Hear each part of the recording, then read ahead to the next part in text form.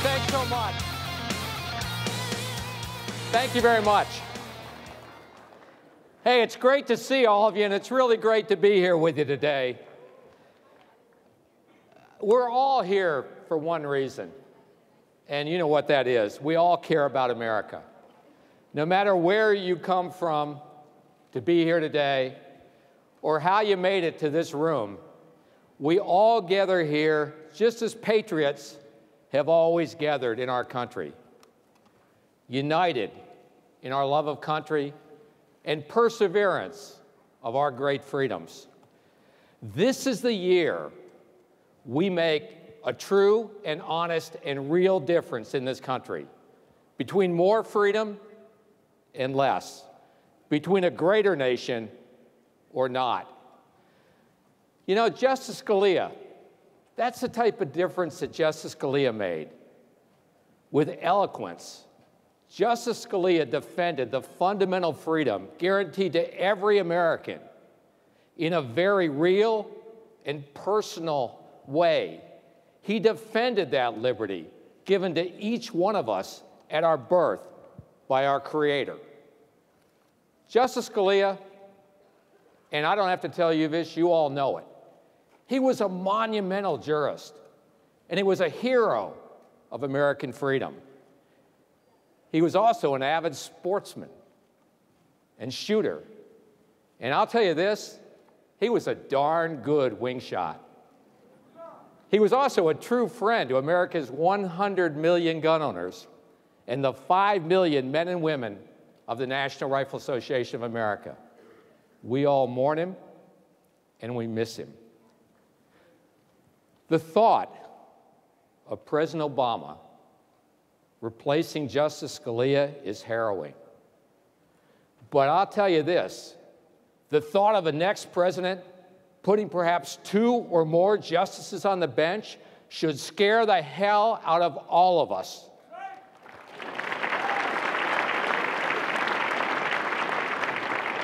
And here's someone already planning for that day. Well, I'll tell you what, Dave, I do have a litmus test. I have a bunch of litmus tests because I agree with you. The next president could get as many as 3 appointments. You know, one of the many reasons why we can't turn the White House over to the Republicans again is because of the Supreme Court.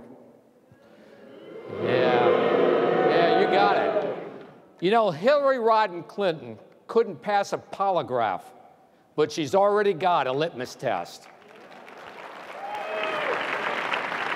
And you know what? She flunks both. We can't all sit on the Supreme Court and make the kind of difference that Justice Scalia made, but if we follow his simple advice, we can make an incredible difference, even change the course of our entire country in this next election. Here it is, real simple, in Scalia's own words. The only article in faith that plays any part in my judging is the commandment, thou shalt not lie. Thou shalt not lie. In a time when all of us are bombarded with media agenda and their web of spin and political conniving, the very best and most effective and surest way to defend freedom is found in those 4 words, thou shalt not lie. I talk to people all over America, and I'm out there almost every week on the road somewhere in this country. They're fed up. Good, honest folks worry themselves sick about the future of their families, the future of their country, while we watch self-serving political and media elites rig and game the system for their own personal wealth and their own personal power. We're disgusted with the lies, all of us are. We're enraged. We're so outraged that it's game over in this country for the liars.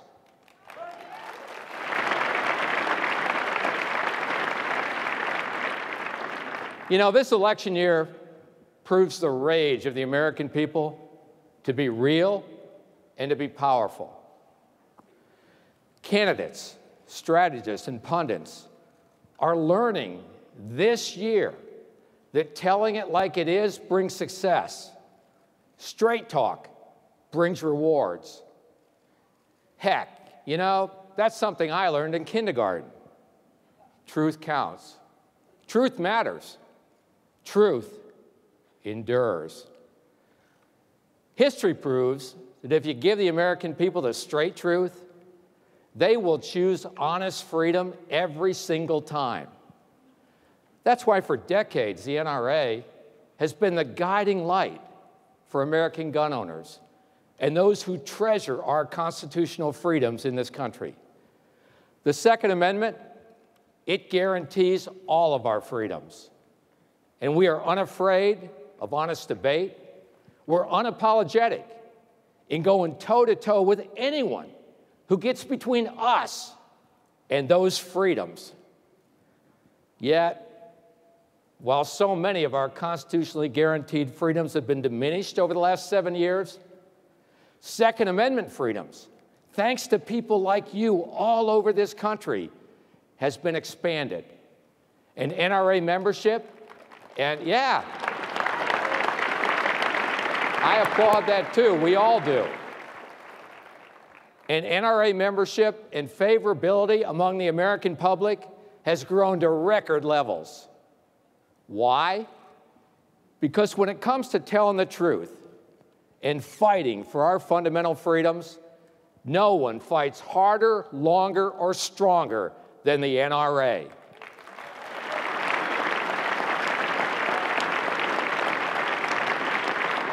We do it together every single time. We speak the hard truth that no one else will. And when it comes to speaking out and defending those rights and freedoms that are ours, the NRA will never, and I mean never, back down. You can count on that.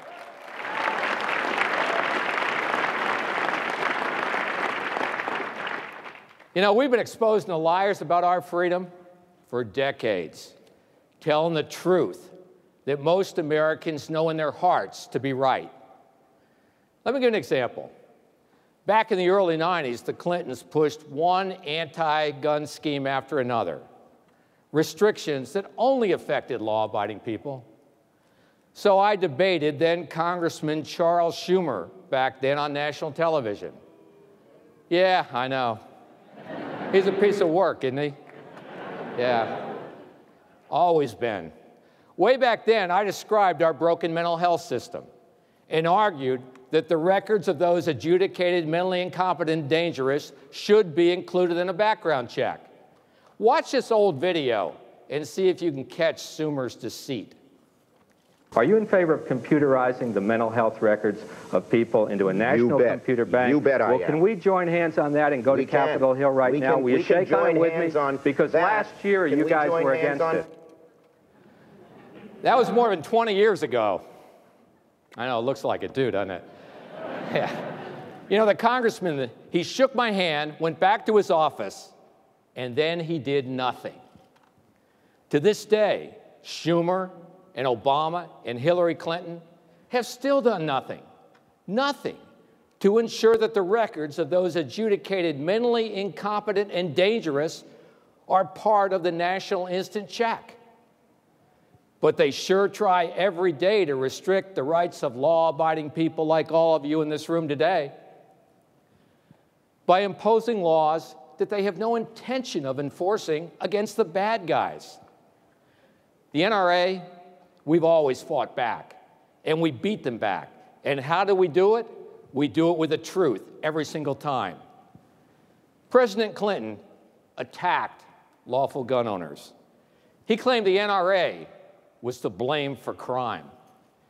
We told the truth about crime and the politics of the Clinton White House, that the president, who let federal prosecutions of gun crimes drop to near historic lows, seemed willing to tolerate a certain level of violence to further his political agenda.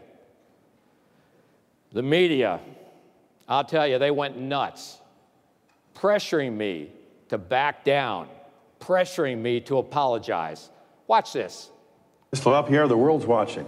Absolutely. An American citizen, the head of the NRA, is saying that the President and Vice President of the United States tolerate killing for political reasons. Is that what you're saying?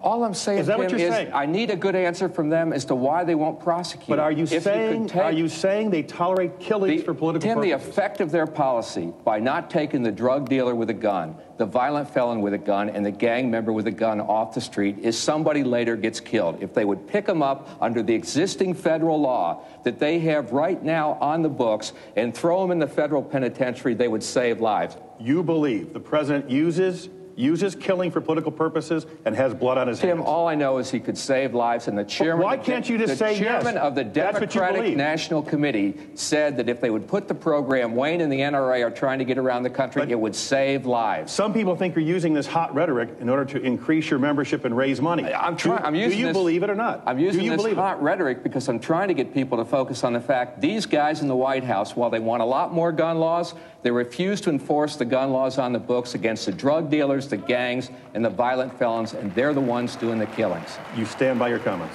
I stand by the fact that they're not enforcing the law. You stand by your comments? It's not an issue of Wayne's rhetoric. Why can't you say yes or no? Because you guys in the media want this to be Wayne's rhetoric versus the White House. No. And what it ought to be is on the lack of prosecutions out of this administration. We here at Meet the Press want to hold you accountable for your comments. Do you stand by your comments? I stand by my comments that if this administration would enforce the federal law, they'd save lives, and they're not doing it while they call for a lot more laws.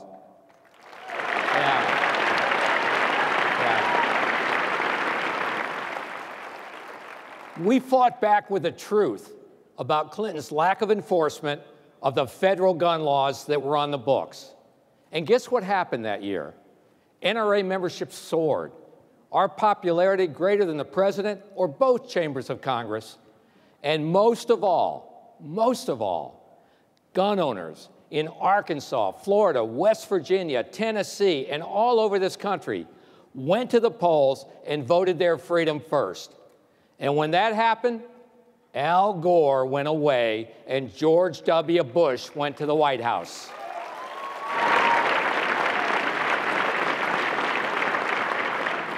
Honest debate matters. That's a lesson the national news media never learns, especially when it comes to the truth about firearms. In 2003, the old failed Clinton gun ban was about to expire. CNN violated all journalistic standards trying to save the ban on semi-automatic firearms by airing a video of fully automatic machine guns that had nothing whatsoever to do with the legislation we were debating. I just happened to be in the studio when they aired that video. Take a look at this. Now we give you the other side from the Executive Vice President of the National Rifle Association, Wayne LaPierre. Wayne, thanks for being with us. Hi, Kara. Good to be with you. Well, if the ban on assault weapons expires, what kind of weapons would be legal? Kara, let me say this at the start. I'm glad you ran that story, because apparently the only difference between the New York Times and CNN is that when a reporter for the New York Times fakes a story, he's fired, and at CNN, he's not. Your bureau chief, John Zarella, deliberately faked the story yesterday, intending to show that the performance characteristics of banned firearms on the list are somehow different from the performance characteristics of firearms not on the ban list. He was implying that these were machine guns or fully automatic guns. That's not true. Mr. LaPierre, I have to stop you there. No one fakes stories at CNN, and John Zarella definitely did not fake a story at CNN. You're very off base. I'm going to let you say your opinion, and let's have a conversation, but don't accuse our reporter of faking any story, sir. Let me say it again in front of the whole country. Your reporter faked that story yesterday. It deliberately misread the viewer. There's no way it could be true, and I challenge CNN to defend it. Yeah. You know, CNN finally admitted that I was right, and they ran a correction. But the sad thing is, millions of viewers were deceived.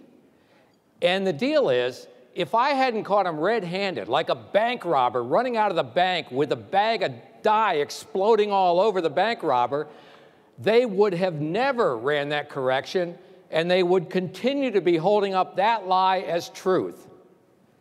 No wonder trust in the media is at the lowest level in history in this country. We, all of us, the American people, are fed up.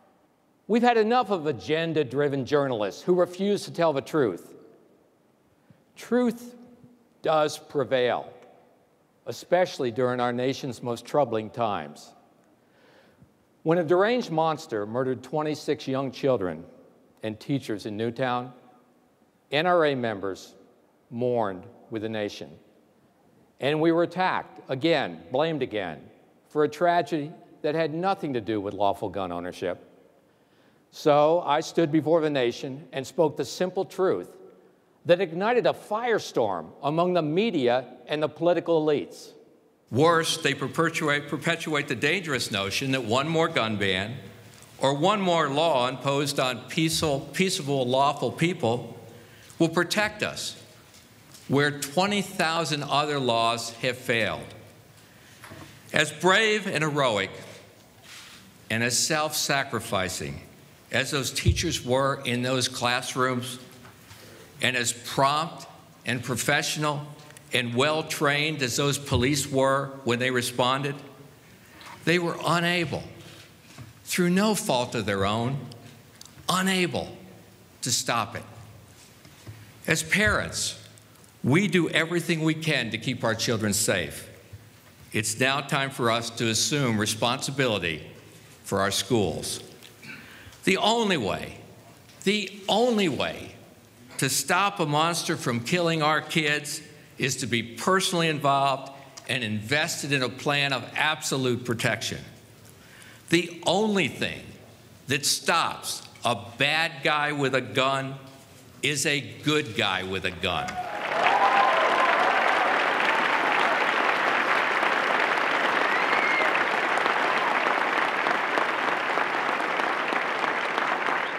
You know, that day, I simply and honestly proposed that our schools, our children, should be protected at least as much as our jewelry stores, our banks, and our sports stadiums, or maybe the Oscars in Hollywood the other night. The national news media, they savaged me. Yet what parent wouldn't feel safer dropping their kids off at a school with a police car out front? The national media and the politicians, they set their hair on fire over it. Screaming and screeching, they called me just about every evil, nasty name in the book. But you know what happened? In state legislatures, in school districts, all over this country, the American people began implementing what I proposed, placing trained armed security in their schools. They didn't wait for Congress or the president to act. They took matters right in their own hands to protect their own children. As a result, millions of children go to school today no longer the sitting ducks of the worst and most dangerous of all lies, gun-free zones. The news media, the news media, protected by their own armed security, they never admit it. But today, millions of children are safer for one reason: the NRA.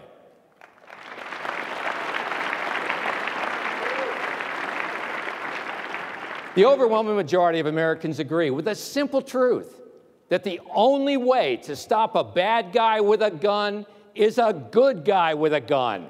The politicians and the media be damned.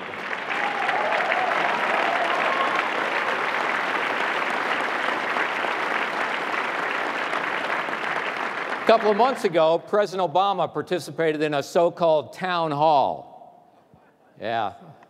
Denigrating lawful gun owners, attacking the NRA, and attempting to advance his own agenda. At one point, a young woman who had been brutally raped mustered the courage to stand and tell the president her story and express her belief in owning a gun for protection.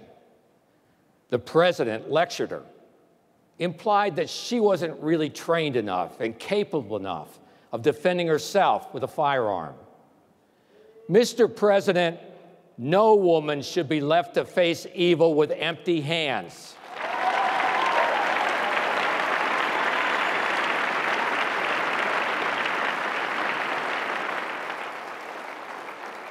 And to all of America's women, you aren't free if you aren't free to defend yourself. And if President Clinton, President Obama, let's not move ahead to, President Clinton did the same thing, though. If President Obama, Hillary Clinton, or anyone else denies you that right, they don't really care about you at all. It's your right to protect yourself, and don't ever let anyone take it away from you.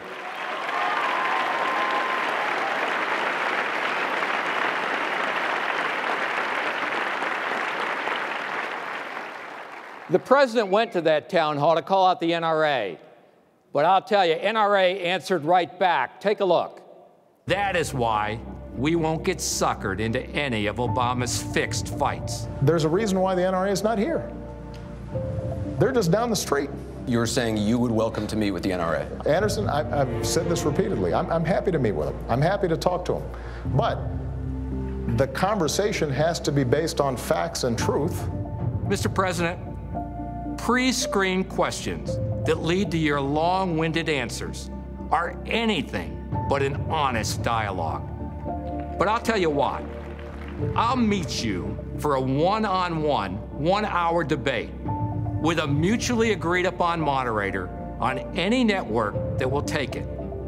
No pre-screened questions and no gas bag answers. Americans will judge for themselves who they trust and believe on this issue, you or the NRA. Let's see if you're game for a fair debate.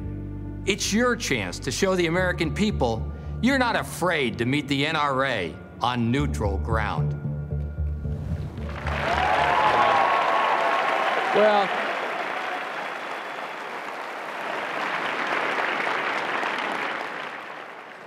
you know the deal. The president has yet to respond. And guess what? He's just down the street. Yeah. I wonder if he's afraid of the truth. The truth that during his presidency, and listen to this, because the American news media, they don't tell the American public this. The truth that during his presidency, federal prosecutions of gun crimes have dropped dramatically. The truth that in his own hometown, over 400 Chicagoans have been shot already this year. Compared to this time a year ago, the homicide rate in Chicago has risen 100%. 100%. Does that sound like a number anybody can be proud of? Mr. President, you own Chicago, and that failure is on you.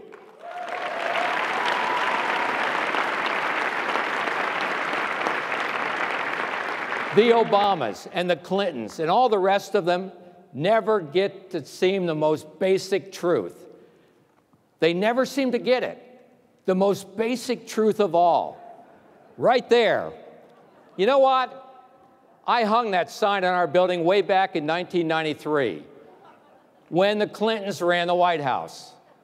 Sad to say, 23 years later, as we sit here today in this room, it's deja vu all over again.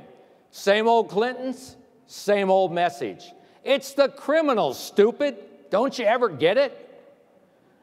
President Obama, you know, he brags about what he accomplishes with a pen and a phone, but he refuses to pick up either and order his U.S. attorneys to flip Chicago upside down and prosecute every drug dealer with a gun, gang member with a gun, violent felon with a gun to the fullest extent of the existing federal gun laws. If he did that, that would save lives. That would make Chicago safer. But he won't do that. That doesn't fit his political agenda to attack the NRA, propel Hillary Clinton into the White House, and destroy the Second Amendment and our personal freedom forever.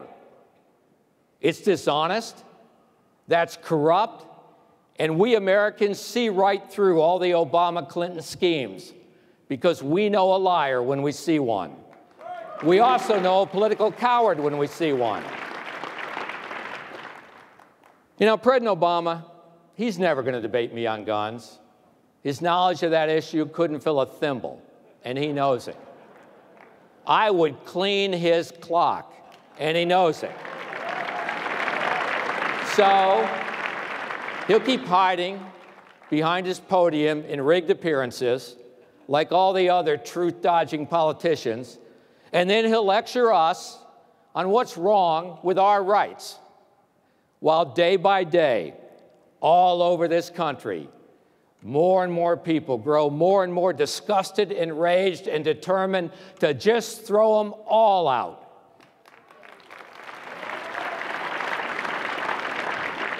And then there's Hillary Rodham Clinton. Yeah. She's been clear about one thing. She hates the Second Amendment. She hates us. And she's coming after every single bit of our freedom.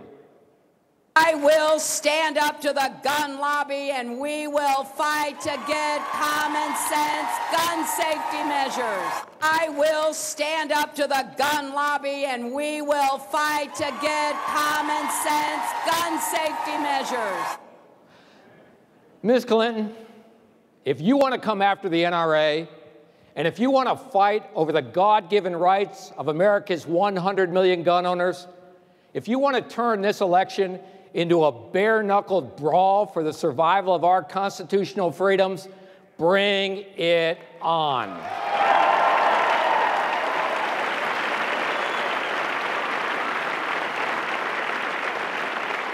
We aren't going anywhere, and we aren't hard to find. Mrs. Clinton, we are the millions of honest, decent citizens all over this country. We love our nation. We cherish our freedom. And in November, we're bringing the fight to you.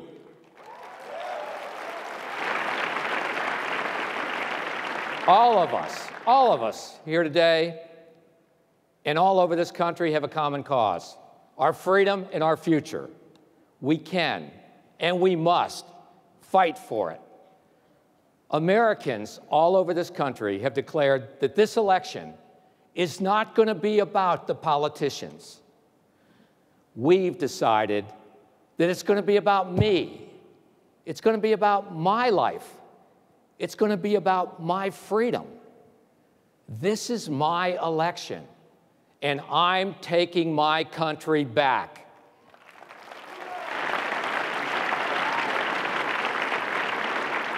This election must set our nation back on its rightful course, where individual freedom is respected, justice is restored, laws are enforced, government gets off our backs and leaves us the hell alone, and elected officials start telling us the truth. This is a time to rise up and make a difference. So will you stand up for America?